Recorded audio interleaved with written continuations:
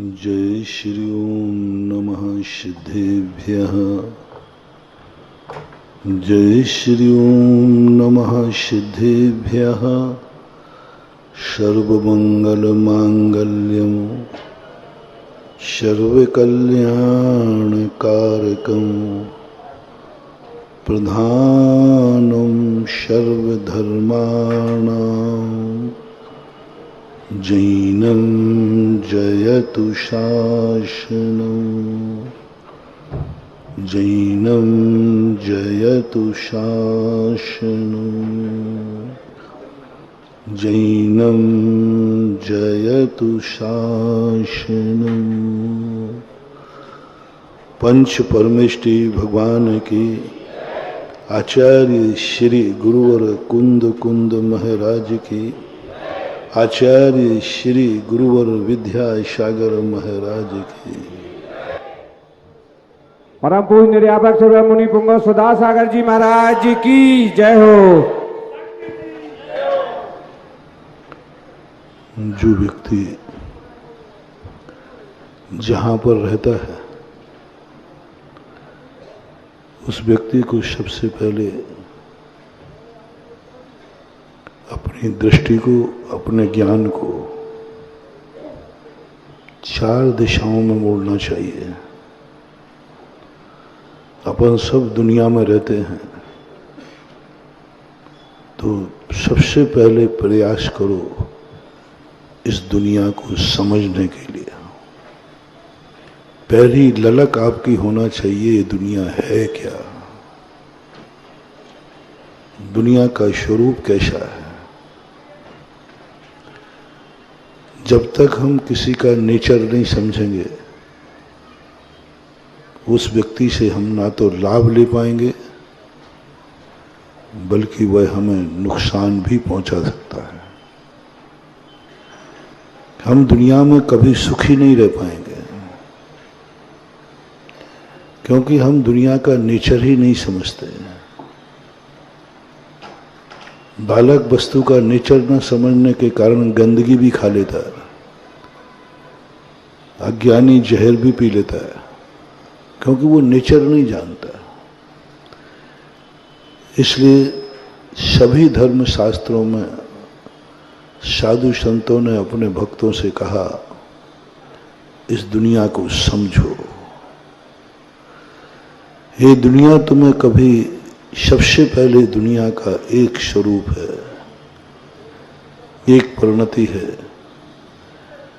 ये दुनिया तुम्हें कभी एक समान नहीं रहने देगी, एक स्थान पर नहीं रुकने देगी। परिवर्तनशील का नाम है संसार। जो रो रहे हैं वे घबराए नहीं, हंसी का दिन भी आएगा। जो हंस रहे हैं वे अहंकार नहीं करें, एक दिन उनका भी रोने का दिन आएगा। अच्छे अच्छे लोग, हंसने वाले रोते पाए गए, रोने वाले हंसते पाए गए। एक संसार का नेचर है। आज तक किसी को स्थिर नहीं रहने दिया। जो जन्मा है मरेगा। सब तरफ का जितने भी परिवर्तन है, शास्त्रों में तो ऐसा परिवर्तन है कि संसार का ऐसा कोई उत्कृष्ट पद नहीं है जो अपन सबने प्राप्त न किया हो। संसार का ऐसा निकृष्ट कार्य नहीं है जो अपन सबने न किया हो। संसार सबको मौका देता है, अच्छे और बुरे का। अच्छे का भी देता है, बुरे का भी देता है। और हमें इस संसार को समझना है। जब ये नेचर समझ में आ जाए कि संसार तो परिवर्तनशील है, जब जब तुम्हें ऐसा लगे सब कुछ मिट रहा है, मैं भी मिट रहा हूं, जिंदगी खत्म हो रही है, एक दिन जिंदगी समाप्त हो जाएगी। सूर्य उगा है, डूब जाएगा। प्रकाश आया है, अंधेरा आएगा। जब कभी कोई तुम्हें सुख की लहर आए तो अहंकार ज्यादा नहीं करना, उस सुख के पीछे दुख छुपा हुआ है। ये संसार का स्वरूप आप एक बालक से सीख लेना। आपने कभी कभी देखा होगा कि कोई बालक को हंसाता है तो उसकी माँ उसे रोकती है, बेटे को मत हंसाओ। दुनिया कहती है कैसी माँ है, मैं बेटे को रुला थोड़ी रहा हूं, मैं तो हंसा रहा हूं। लेकिन माँ रोकती है, अच्छी माँ रोकती है, मेरे बेटे को मत हंसाओ। बेटे को भी बुरा लगता है कि ये हंसाने वाला मुझे हंसा रहा है, ये माँ क्यों रोक रही है। ये रहस्य ना बेटा समझ पाएगा ना दुनिया समझ पाएगी, मात्र माँ समझ पाती है। माँ जानती है कि बेटा अभी जितना हंस रहा है बाद में वह रोएगा, नियम से रोएगा। बताते हैं बैलेंस करती है बालक को जिंदगी। बेटा 24 घंटे में जितना हंसता है उतना उसको रोना ही पड़ता है, रोएगा ही रोएगा। हंसाने के लिए तो तुम आ गए, जब रोएगा तो उसका रोने का दुख तो मुझे ही भोगना पड़ेगा ना। इसलिए माँ रोकती, हंसाओ मत। बेटा हंसता है तो माँ रोकती, ज्यादा मत हंसो, रोना पड़ेगा। बस महानुभाव, एक बालक की कहानी, एक माँ का ज्ञान। हम साधु संत भी एक तुम्हारी माँ के समान दुनिया के बीच में आते हैं। तुम एक बालक के समान जिंदगी जीते हो। तुम्हें जब खुशी आती है तुम हंसते हो, बहुत हंसते हो। हम साधु कहते ज्यादा मत हंसो, रोना पड़ेगा। ज्यादा मत अहंकार में जाओ, धूल में मिलना पड़ेगा। बहुत लोगों की शिकायत होती है, महाराज धर्मात्मा गरीब क्यों होते हैं? जो पापी होते हैं, जो मंदिर भी नहीं आते, भगवान का नाम भी नहीं लेते, गुरुओं को मानते भी नहीं है, उनको धर्म से कोई लेना देना नहीं, उनकी पवारा होती है। हमेशा धन दौलत उनके पास बहुत होता है। मैंने कहा ये नई बात नहीं है, ये चौथे काल में थे। रावण के पास धन था ज्यादा कि श्री राम के पास? धर्मात्मा रावण था कि श्री राम थे? आपको क्या बनना है? बस एक उल्हायना दे देते हो। धर्मात्मा जो सच्चे लोग हैं, अच्छे लोग हैं, वो सदा दुखी रहते हैं, सदा परेशान रहते हैं, उनको दुनिया परेशान करती है। ये शिकायतें हैं तुम लोगों की। कई बार हमारे सामने शाम को जिज्ञासा में करते, महाराज जी ऐसा क्यों? आप लोग तो कहते हो धर्मात्मा के बहुत सब कुछ होता है, धर्मात्मा सुखी होता है, धर्मात्मा। लेकिन मैंने तो देखा धर्मात्मा सबसे ज्यादा दुखी होता है, परेशान होता है, दुनिया उसको परेशान करती है। और जो पापी होते हैं, गुंडे होते हैं, जो अनेक, उनको कोई नहीं परेशान करता और उनके पास धन दौलत भी बहुत होती है। मैंने कहा ये तो चौथे काल में भी था। रावण गुंडा था, रावण के पास धन दौलत थी, रावण के पास शक्ति थी, सोने की लंका थी, विद्याएं थी, देवता उसके साथ थे। और हमारे श्री राम के पास भूमि गोचरी थे, विद्याएं नहीं थी, धन दौलत नहीं था, वनवास में थे। हर व्यक्ति परेशान कर रहा है, माई ने परेशान कर दिया, जाओ निकल जाओ, वनवास चले जाओ। रावण को निकाल के देखते तो जानते।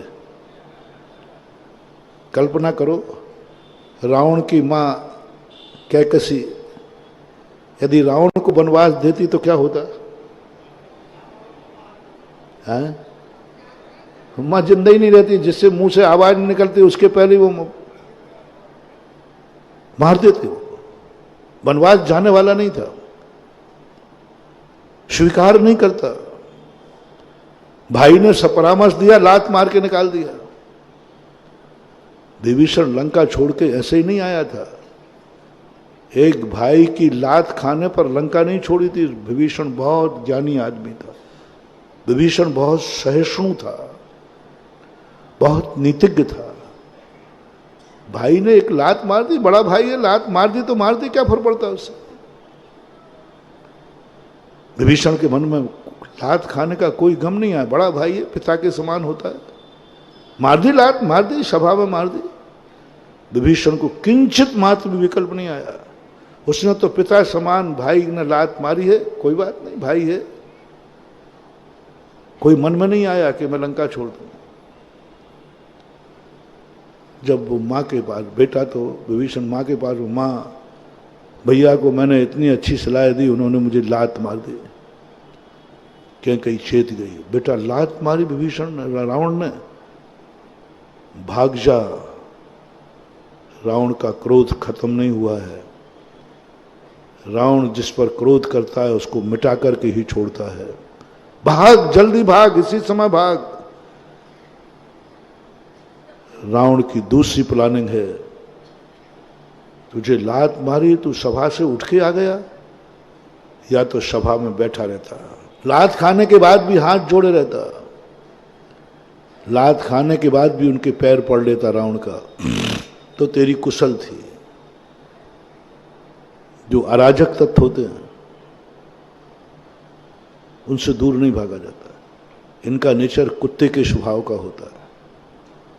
कुत्ता कितना भी भौंके, भागो मत, यदि तुमने भागे कुत्ता काट लेगा।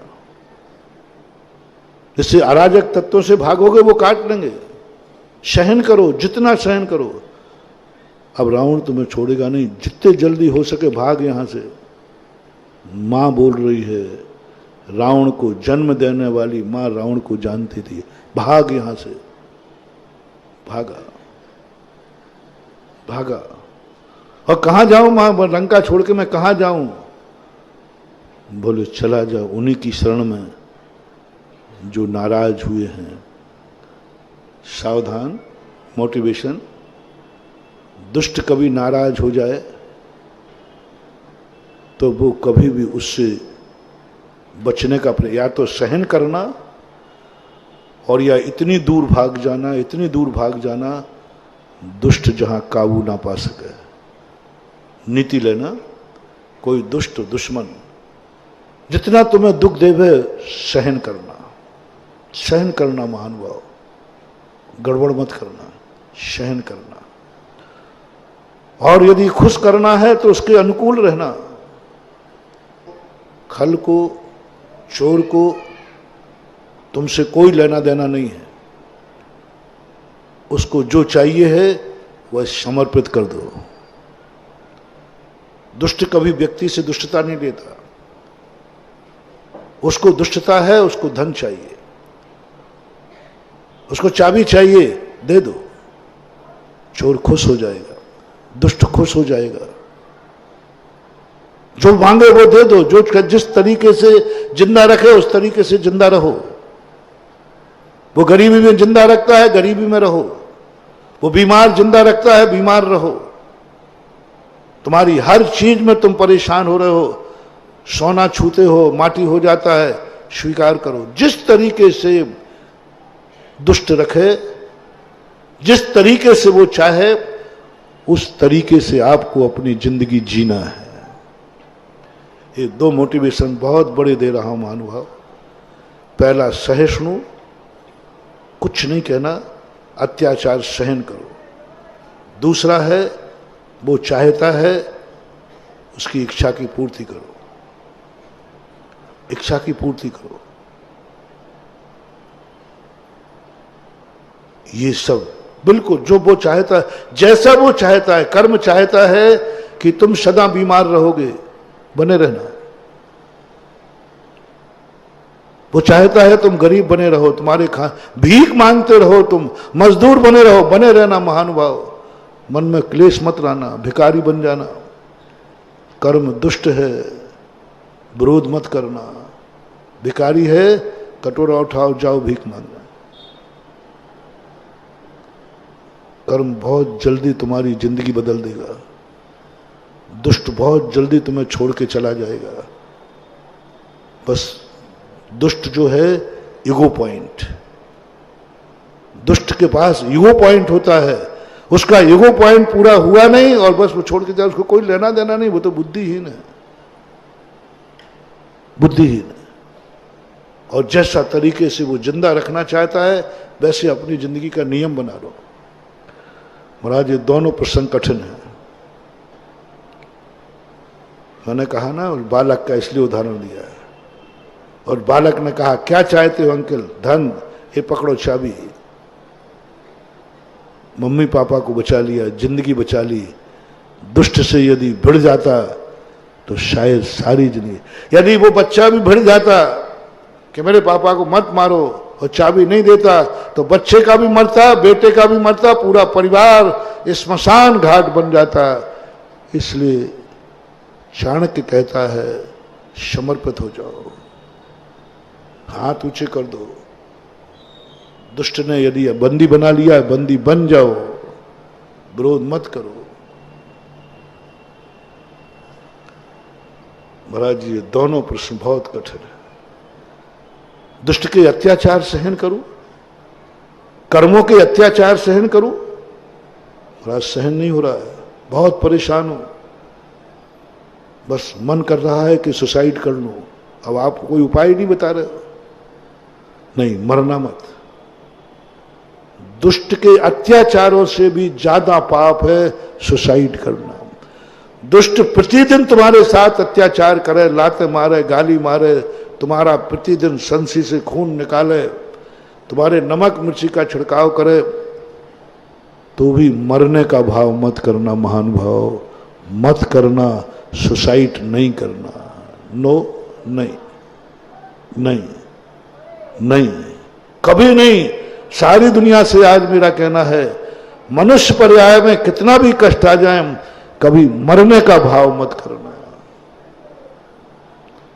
दुष्ट के हाथ से मर भी जाओगे, तुम्हारा अगला भाव बिगड़ेगा नहीं, कभी नहीं बिगड़ेगा। लेकिन सुसाइड कर लिया तो 100 भवों तक तुम्हारी अकाल मौत होगी। पूज्यवर रवि शरण आचार्य पद्म पुराण में 2 श्लोक लिखते। धमकी में मत देना कभी मरने की, ऊपर से भी मत कहना, परिणाम त्याग देना, कभी मैं मरने का भाव नहीं करूंगा, कितना भी कष्ट हो। पहला नियम।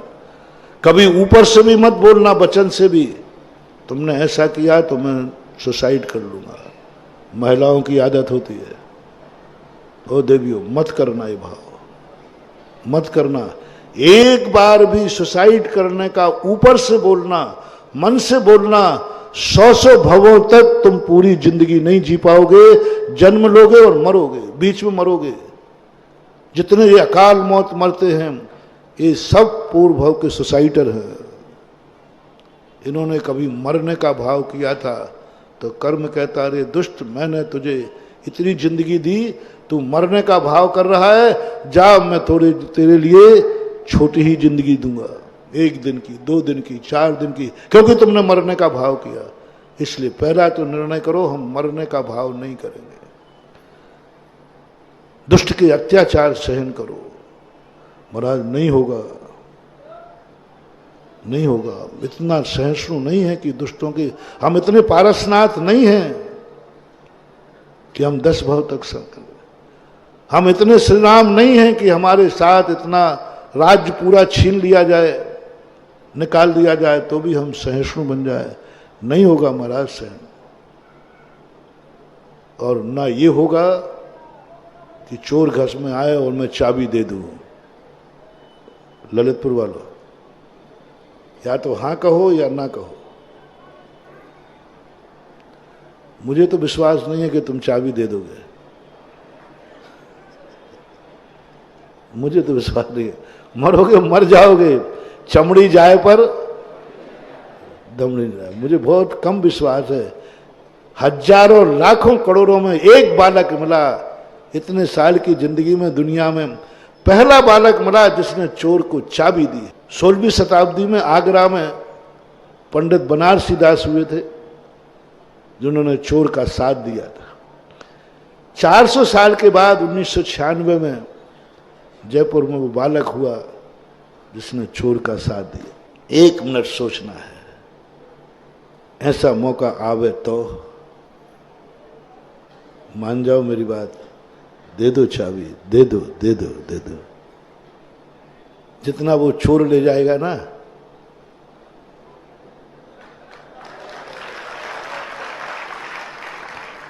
इस 10 लाख क्षण पर में ही कमा दूंगा।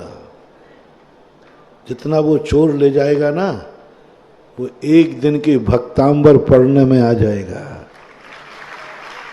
चोर धन ले जा सकता है, किस्मत नहीं ले जा सकता। किस्मत नहीं ले जा सकता। लेकिन प्राण चले गए तो धन तो जाएगा, साथ में किस्मत भी जाएगी। फिर भी एक तीसरा रास्ता है जो माता कैकेयी, यहीं से प्रसंग हुआ था। माता कैकसी ने विभीषण को दिया। विभीषण ने यही कहा, मां पूरी राजसभा में लात मार दी और मैं वहीं बैठा रहता, पूरे राजसभा में हंसी उड़ाई, मैं वहीं बैठा रहता, मां मेरे से सहन नहीं हुआ। और अब जाकर चला जा, पैर पड़ ले रावण के भैया के। मां कैसे पैर पड़ लूं? लात मारी है लात। तो मां कहती, अब तेरा विनाश निश्चित है इस रात में, तो इस दुनिया में नहीं रहेगा। ये 2 के अलावा तीसरा कोई रास्ता है? बोले है।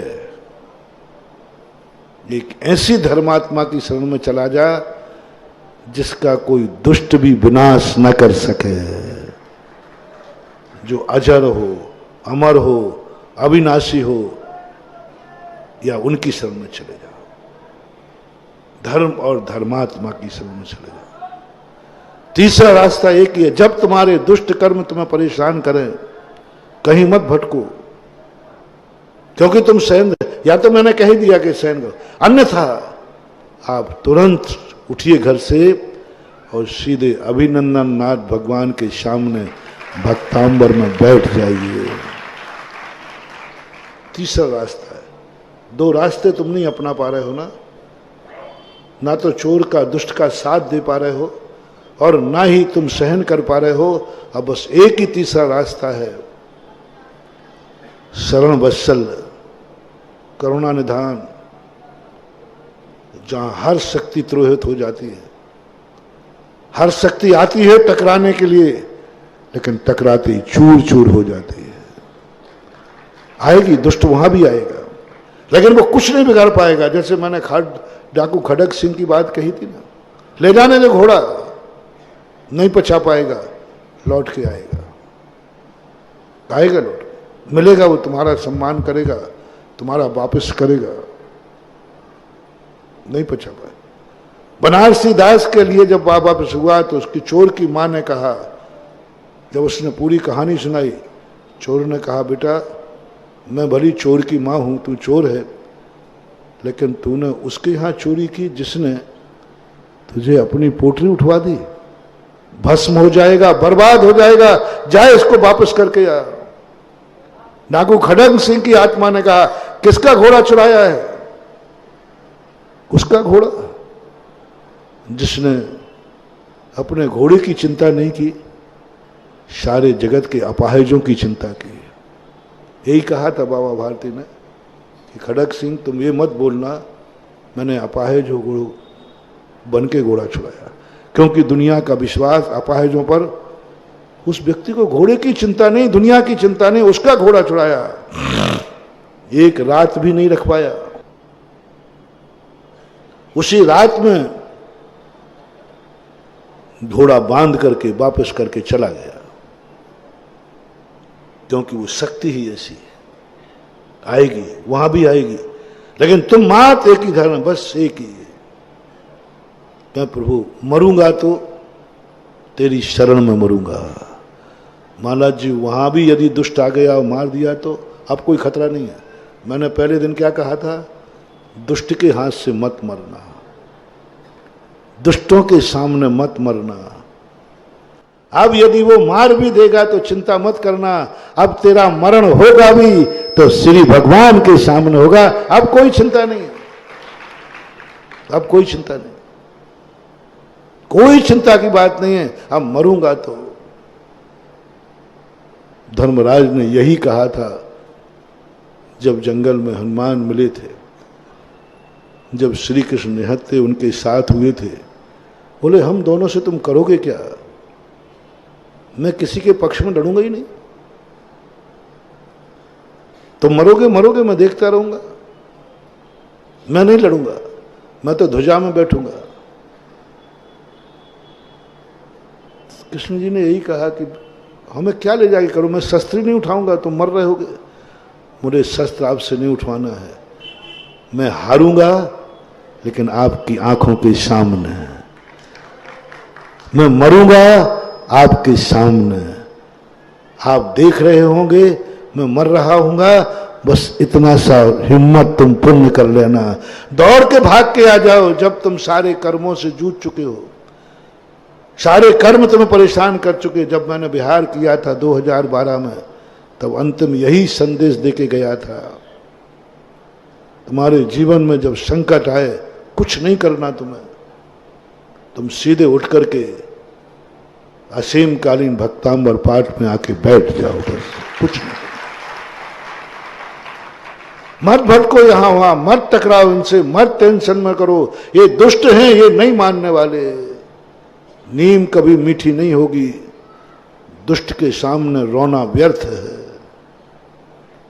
दुष्ट के सामने दुख दिखाना व्यर्थ है। वो नहीं करने वाला क्योंकि वो दुष्ट है। इन कर्मों की आड़ में, कर्म जब उदय में आए, रो मत, कुछ नहीं होने वाला बंधु। मैंने जान लिया ये कर्म बहुत दुष्ट हैं। जब तुम्हारे अशुभ कर्म के उदय, रोना मत, कुछ नहीं होगा, ये पिघलने वाले नहीं, कुछ नहीं होने वाला मानव। आप लोगों की ये गंदी आदत पड़ गई, जब बुरे दिन आते हैं रो पड़ते हो, कोई परेशानी आती रो पड़ते, रो मत। पूज्यवर उमा स्वामी महाराज कहते हैं अपने भक्तों को एक नियम दिलाओ, ये कितने भी दुष्टों से परेशान हो, बस इनसे कहो ये रोवे नहीं। रोने से दुष्ट की दुष्टता बढ़ती है, रोने से दुष्ट की दुष्टता बढ़ती है। या तो सहन करो या उसके अनुकूल हो, रो मत, रोना नहीं। रोने से दुष्ट और ज्यादा खूंखार हो जाता है। आज सबको मेरा कहना है, हर व्यक्ति की जिंदगी में कोई ना कोई परेशानी है, मैं जानता हूं, क्योंकि तुम सब धर्मात्मा हो। क्या कहा? क्योंकि तुम धर्मात्मा हो इसलिए परेशानी है। मैंने कैसे जाना मैं परेशान हूं? क्योंकि तुम धर्मात्मा हो। धर्मात्मा सदा परेशान था, है, रहेगा।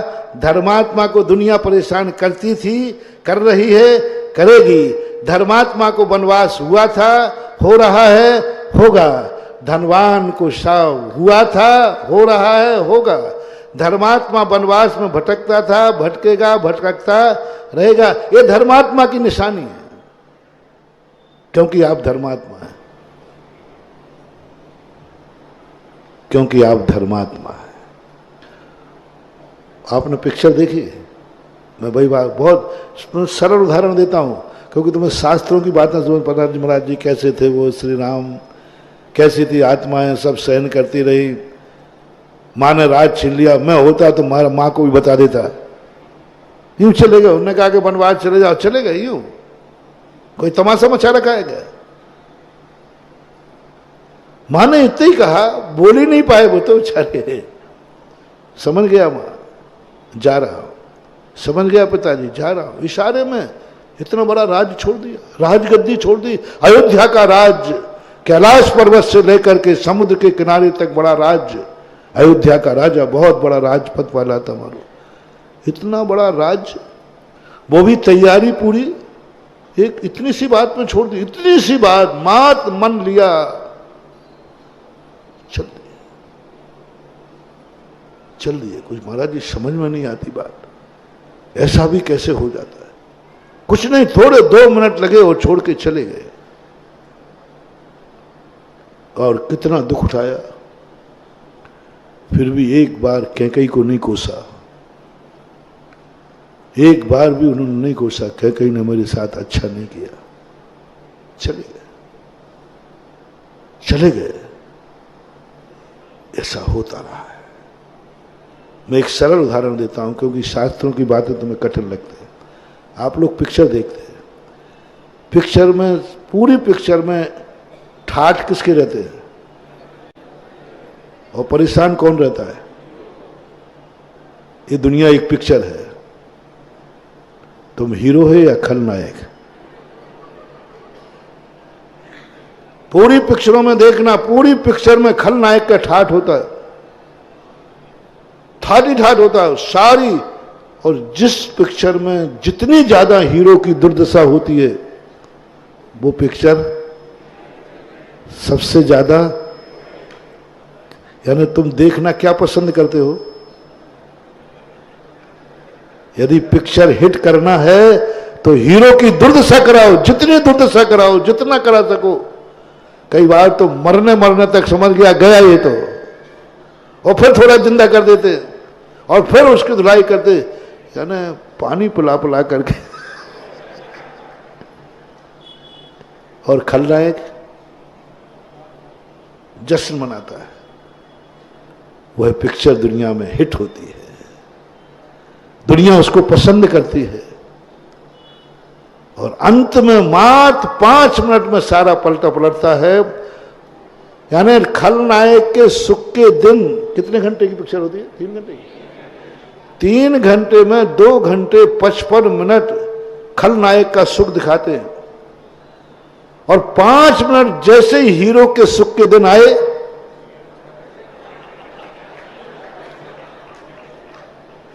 जैसे हीरो के सुख के दिन आए, खलनायक का नाश हुआ, उसी समय पिक्चर द एंड।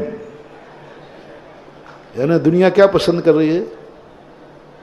खलनायक के सुख, रावण की लंका, रावण का जीवन पसंद कर रही है। पिक्चर एंड क्यों कर दी गई? क्योंकि अब महाराज कोई पसंद नहीं करेगा। क्यों भाई, क्यों? अब तो हीरो के सुख के दिन आए हैं, महाराज कोई पसंद नहीं करेगा। अब बताओ, ये दुनिया एक पिक्चर है, पिक्चर चलाने वाला जो निर्देशक है, उसे अपनी पिक्चर चलाना है तो खलनायक को सुखी और हीरो को दुखी करना पड़ेगा, तभी ये संसार की पिक्चर हिट होगी। अन्यथा हिट नहीं होने वाली है। ये आप लोगों ने आज से नियम करो, जिस पिक्चर में खलनायक होगा उस पिक्चर को हम देखने नहीं जाएंगे। मैं इस दुनिया में सुधार कराऊंगा, पहले आप में तो सुधार दूं, आपको सुधार दूं, फिर दुनिया को सुधार दूंगा। मैं भी भगवान से पर प्रार्थना करूंगा कि भगवान, मैं उस संसार में नहीं रहूंगा जिसमें दुष्ट रहते हैं, मैं उस पिक्चर को नहीं देखूंगा जिसमें खलनायक ना हो, मैं उस पिक्चर को देखूंगा जिसमें हीरो मात्र हो और हीरो के ठाठ हो, हीरो का सुख हो, और हीरो ही हीरो हो, बस कोई हो ही नहीं दो के अलावा। ऐसी कौन सी पिक्चर बनी है? तुम पसंद करोगे? कोई पसंद, वो पलुप जाएगी, खर्चा भी नहीं निकलेगा। बस दी सेम आल्सो, ये संसार एक बहुत बड़ा पिक्चर है, इसमें खलनायक सुखी रहेगा, हीरो दुखी रहेगा, लेकिन अंत में हीरो को मंदिर मिलेगा और खलनायक को दशहरा मैदान मिलेगा। फैसला आपकी जिंदगी में, आपके हाथ में। पूरी जिंदगी रावण को कभी जिंदगी में सुख नहीं आया, दुख नहीं आया, कभी जिंदगी में दुखी नहीं हुआ रावण, पूरी जिंदगी भर। आज दशहरा मैदान में हर साल जलाया जाता है। दुनिया का कोई व्यक्ति ऐसा नहीं हुआ जो एक बार मरने के बाद एक बार जलता है, लेकिन रावण हर साल जीवित होकर हर साल मरता है। और हमारे दुख रहने वाले राम धर्मात्मा, पूरी जिंदगी भर भली दुखी रहे, लेकिन आज कहाँ बैठे हैं? बोला ना, आज मंदिर में बैठे हैं, आज भक्तों के मुंह में बैठे हैं, आज इनका नाम, जिनकी कथा, जिनका स्मरण सारा जगत मंगल मान रहा है। अब फैसला आपको करना है। धर्मात्मा बनोगे, हीरो बनोगे तो दुख उठाना पड़ेगा, खलनायक बनोगे तो सुखी रहोगे, लेकिन बाद का फैसला करो क्या बनना है। थोड़ा बहुत दूर है ना पंडाल, सुनाई कम पड़ रहा है। एक बार और बोल दो जोर से, पक्का? तो आज के बाद कष्ट में रोना मत, क्योंकि हीरो बनने वाले को कष्ट उठाना ही पड़ेगा। पूज्य गुरुदेव ने मूक माटी लिखी, इसलिए लिखी वो कि मंगल कलश बनना है तो कष्ट उठाना पड़ेगा। एक माटी पे गैती चलेंगी, मंगल कलश बनना है। एक माटी पर दुर्मत चलेगा, एक माटी का गारा बनाते समय पैरों से रूंधेगी, एक माटी को कलश बनाने के लिए चाक पे घूमेगी, एक माटी को कलश बनने के लिए अग्नि में तपेगी। कलश बनना है तो ये सब होगा। इसलिए जितने मेरे धर्मात्मा हैं, आज से शिकायत बंद करो। मैंने पहले ही तुम्हें कहा, तुम धर्मात्मा हो, निश्चित है तुम परेशान जरूर होगे। तुम धर्मात्मा हो, तुम्हारे ऊपर संकट जरूर आएगा। तुम हीरो हो, क्या कहा? तुम हीरो हो, संकट जरूर आएगा।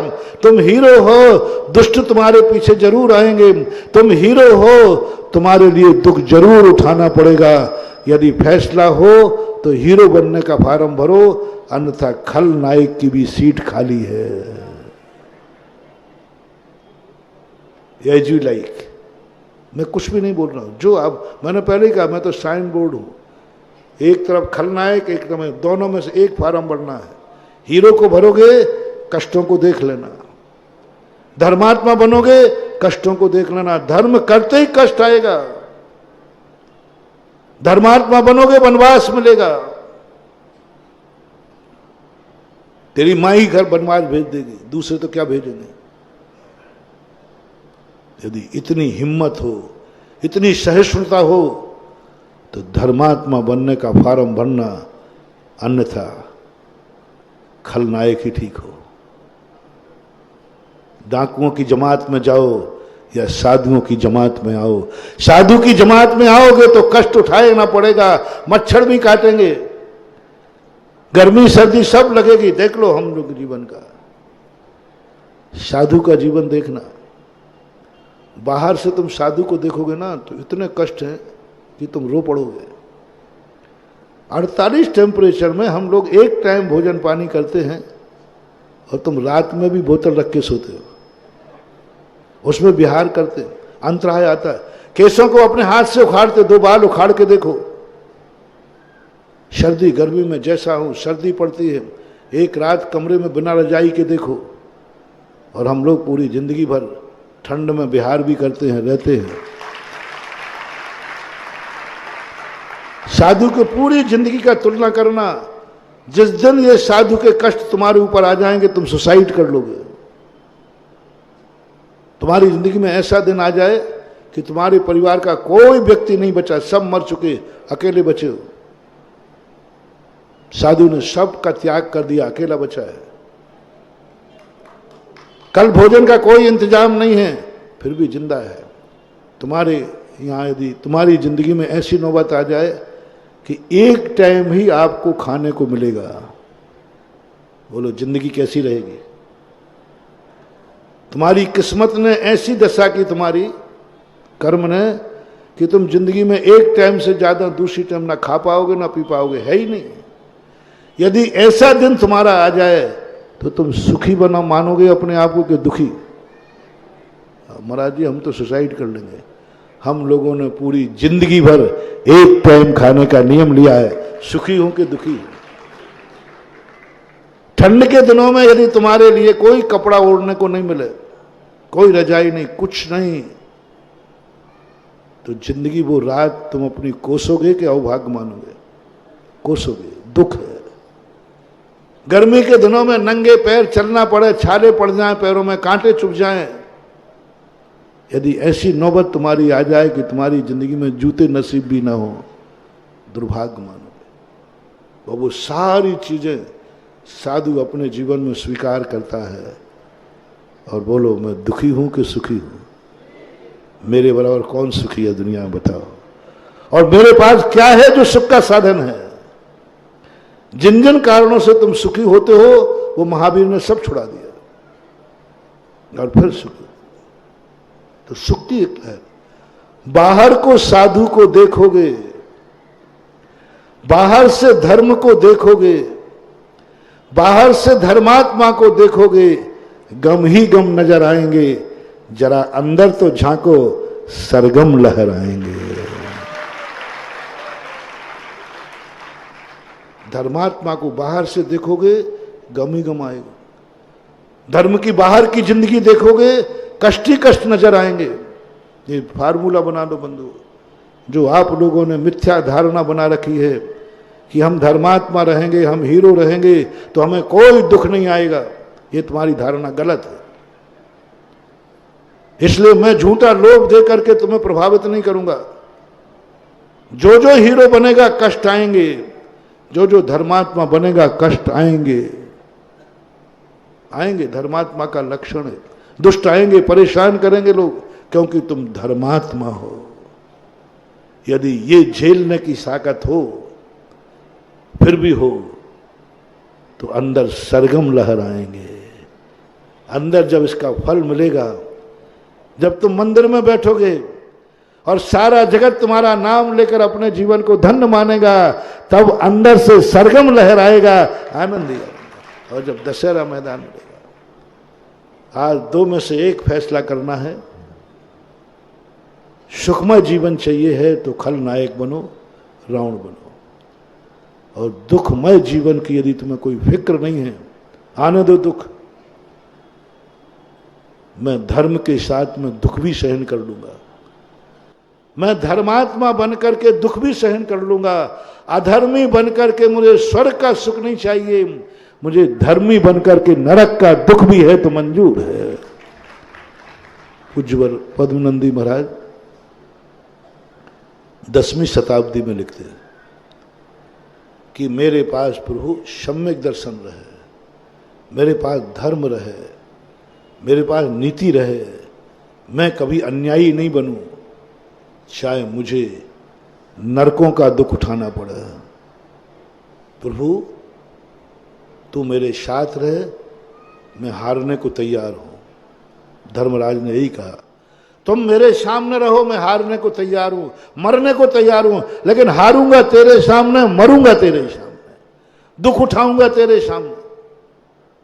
तुम भी एक नियम ले लो, मैं मरूंगा तो धर्म के सामने, मैं मरूंगा तो भगवान के सामने, मरूंगा तो धर्म भगवान तेरा नाम लेते लेते मरूंगा। बस इच्छा नहीं है और कोई नहीं है। इसलिए जब भी तुम्हारे पास दुष्ट पीछे पड़े, कर्म तुम्हारे पीछे पड़े, तुम दौड़ो मंदिर में, जितने जल्दी हो सके अभिनंदन नाथ भगवान के पास आ जाना। वहां भी दुष्ट मारे तो अब चिंता मत न करना, मरे हो तो भगवान के दरबार में मरे हो, जाओ, हो गया बेड़ा पार, हो गया।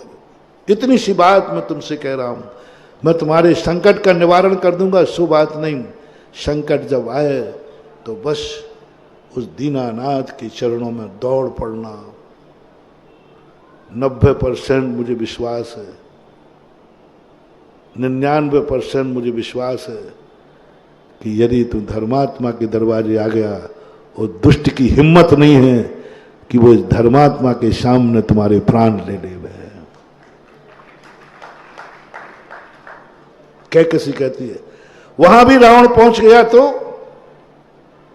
बेटा, यदि वहां पहुंच करके भी तुझे कोई, यदि रावण ने मार भी दिया तो कम से कम मरेगा तो श्री राम के चरणों में मरेगा, उनकी साक्षी में। उनके पक्ष में होकर मर। सत्य के पक्ष के में होकर मरना पड़े तो मर जाम।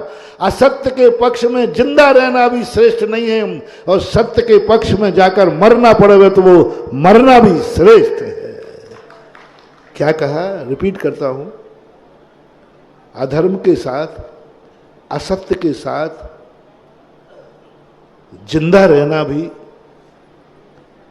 सुखी रहना भी श्रेष्ठ नहीं है।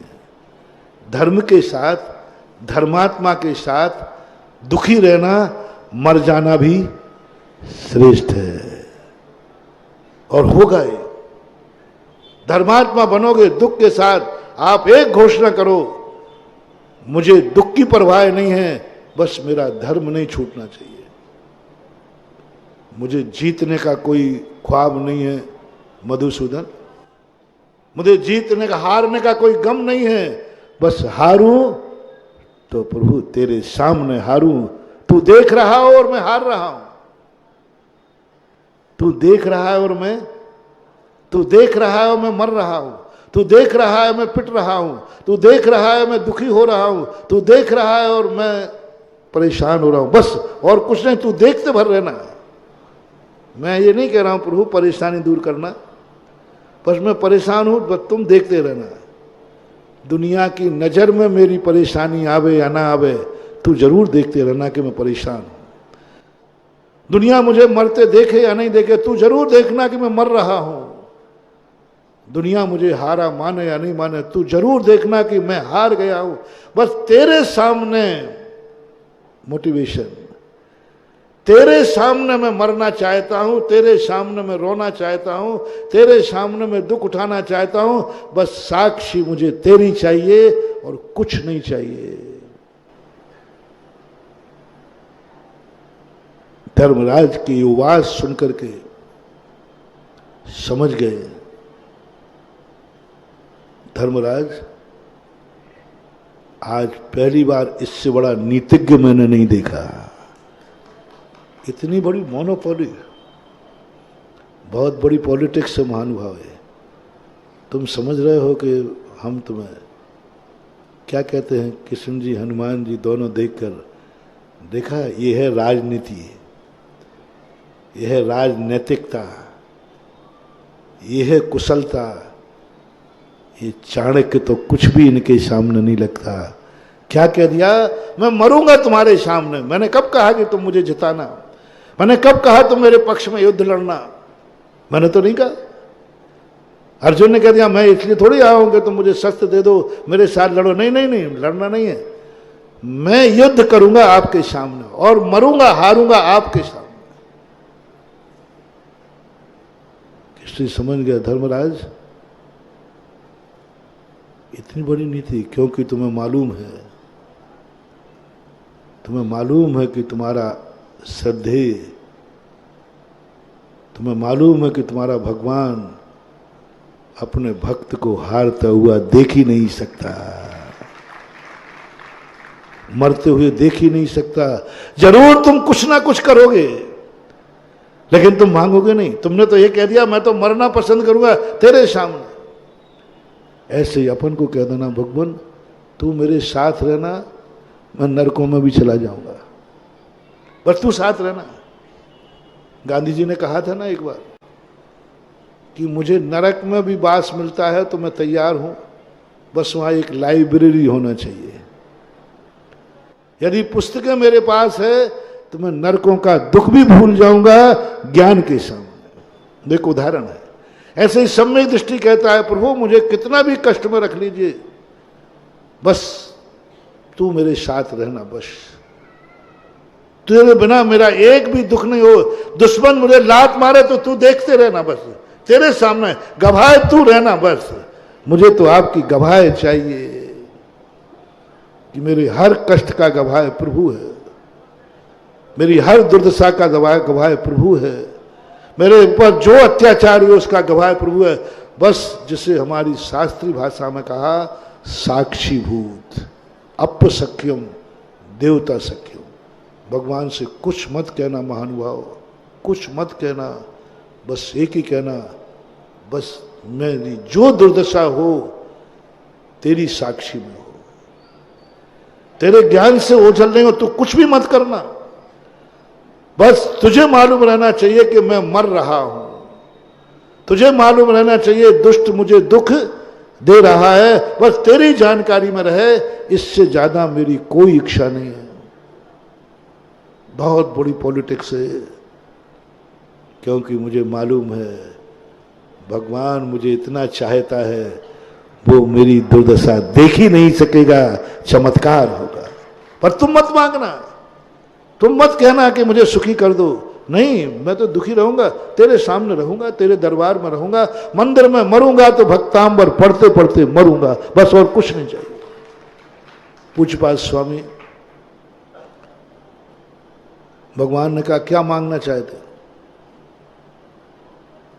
मांग लो सुख, मांग लो अमरता, कि मुझे कोई नहीं मारे। उन्होंने कुछ नहीं मांगा, उन्होंने कहा बस क्या गजब की बात है, चाहते तो मांगते भगवान ऐसा आशीर्वाद दो कोई मुझे नहीं मार पाया, ऐसा आशीर्वाद दोगे। उन्होंने क्या मांगा? कुछ नहीं भगवान, जब मैं दुख में हूं, जब मैं मरने लगूं, बस तेरा नाम याद आ जाए और तेरी शकल याद आ जाए, और हो सके तो तेरे चरणों में मर सकूं, इससे ज्यादा मेरी कोई इच्छा नहीं है। जमन में तो मतलब क्या मांग लिया, मरने का स्थान, दुनिया भगवान के चरणों में आती है बचाओ, और ज्ञानी कहता है मरूंगा तो भगवान के चरणों में मरूंगा, वहां जाकर के अपना जीवन का अंत करूंगा, दुखी होऊंगा तो भगवान के चरणों में होऊंगा, दुश्मन मारेगा भी तो भगवान साक्षी होगा। और निर्णय करो बंधु, बहुत बड़ी पॉलिटिक्स है, जिस अपराध का साक्षी भगवान गवाए हो वो बच जाएगा। दुश्मन ने कहां मारा है, इसलिए मैंने कहा दुष्ट के हाथ से नहीं मरना, दुष्टों के बीच में मत मरना, कर्मों की मार खा के मत मरना, दौड़ो भगवान के पास, अब मर जाने दो, जहां भगवान गवाए है समझ लेना उस दुष्ट को सजा मिलेगी, क्योंकि उसने जो अपराध किया है उसका गवाह तेरा भगवान है। दुष्ट को सजा देने का सबसे अच्छा पॉलिटिक्स पूर्ण मोनोपोली, बहुत बड़ी मोनोपोली, भगवान को साक्षी बनाओ हर कष्ट का। इसलिए उलाहना आज से अब क्या करना है, क्या करना है, हीरो बनना है या खलना है, फैसला फिर एक बार दे रहा हूं, हीरो बनना है या खलना है। तो दुख आएगा, जो अब क्यों नहीं बोल रहा जोर से, बोलो दुख आएगा, बहुत बड़ा दुख आएगा, मर भी सकते हो। तो आज के बाद इस शिकायत मत करना कि धर्मात्माओं पर दुख आता है, अधर्मी सुखी होते हैं, धर्मात्मा गरीब रहता है, अमीर धनवान होता है। अपने भगवान पर विश्वास नहीं है, अपने धर्म पर विश्वास नहीं, उसने गरीब क्यों रखा तुम्हें, क्यों रखा गरीब को? मैं बहुत बड़ी पॉलिसी है महानुभाव। एक बेटा अपने बेटे को चाबी नहीं देता, गिन के पैसा देता है, और एक बेटे को बाप ने चाबी दे दी, दोनों दोस्त मिलते हैं, यार मेरा बाप तो बहुत कंजूस है, गिन के देता है, और दूसरा कहता है मेरे बाप ने तो चाबी दे दी। और जिसके हाथ में चाबी है और वो बालक है, बोलो अब वो बनेगा कि मिटेगा? बर्बाद हो गया। और इसके पास इतने पैसे दिए थे जितने किराए के थे, अब वो रास्ते में क्या बोतल खरीदेगा? बोलो ये बाप की कंजूसी है कि तुम्हें पाप से बचाने का तरीका है। बस यही हमारा जगत पिता, यही हमारी ये सारी प्रकृति माँ अपने भक्त को उतना ही पे देती है जिससे उसका गुजारा चल जाए। जब उसके पास रहेगा ही नहीं तो पाप क्या खाक करेगा। और दुश्मन को इतना देता है, चढ़ जा बेटा सूली पर, चढ़ जा, जितनी ऊंचाई से गिरेगा। भक्त को साइकिल दी, खलनायक को प्लेन दे दिया। अब दोनों को एक्सीडेंट हो गया, कीचड़ है, गिरेगा तो सही। पैदल वाला गिरा, क्या हुआ? और प्लेन वाला गिरा, भुज के अंदर अभी भूकंप आया था, बहुत गजब का। मुझे धर्म के शास्त्रों पर उधर सब जो कोसते थे, भगवान देखो मैं आपका भक्त हूँ और मेरे पास झोपड़ी है, इनके पास देखो 8 मंजिल का मकान है और आपके मंदिर भी नहीं आता, आपके मंदिर भी नहीं आता, वो नाम ही नहीं लेता धर्मात्मा। 8 मंजिल हमेशा कोसता था, वो भगवान को कोसता था, गुरुओं को कोसता था। महाराज देखो आपकी भक्ति करूं और ये देखो इसके कैसे पौवारा है, और देखो आज इनके ठाठ हैं और हम आपके भगत हैं, दिन रात आपकी माला फेरें, जाप करें और हमारे पास ये झोपड़ी है। भगवान को जवाब देते नहीं। और जब भूकंप आया, 8 मंजिल की मकान में से एक भी व्यक्ति नहीं बचा और झोपड़ी वाला पूरा परिवार सुरक्षित रहा।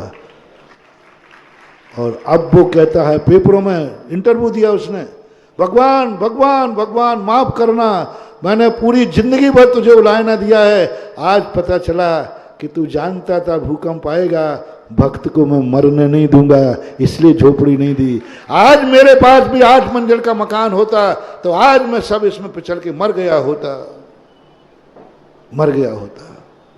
अब इतनी दूरदृष्टि किसकी हो सकती है? आज बचे एक परिवार को खरोच नहीं आई, कच्ची झोपड़ी थी, भूकंप आया, निकल के बाहर, एक नहीं मरा। और उसी के बाजू में महल जिसको वो कोसता था, भगवान को कोसता था, उनमें से एक व्यक्ति नहीं मरा। किस बुरी तरह से उनकी लाशें निकाली गई, कितनी बुरी दुर्दशा हुई उनकी। इसलिए अंत में, इसलिए हो मेरे प्यारे धर्मात्माओं, हो मेरे प्यारे भक्तों, झोपड़ी मिलने पर मुझे कोसना मत, झोपड़ी मिलने पर धर्म को कोसना मत, महलों को देख करके कुछ हरकना मत। ये तेरे परमात्मा की मोनोपोली है, ये तेरे परमात्मा की बहुत बड़ी करुणा है, ये प्रकृति की करुणा है कि दुष्ट को जितना ज्यादा बढ़ाओगे उसकी दुष्टता बढ़ेगी, और दुष्टता बढ़ेगी तभी दुर्गति होगी, और भक्त के जितना कम दोगे उसकी दुष्टता बढ़ेगी ही नहीं, वो ऊपर जाएगा।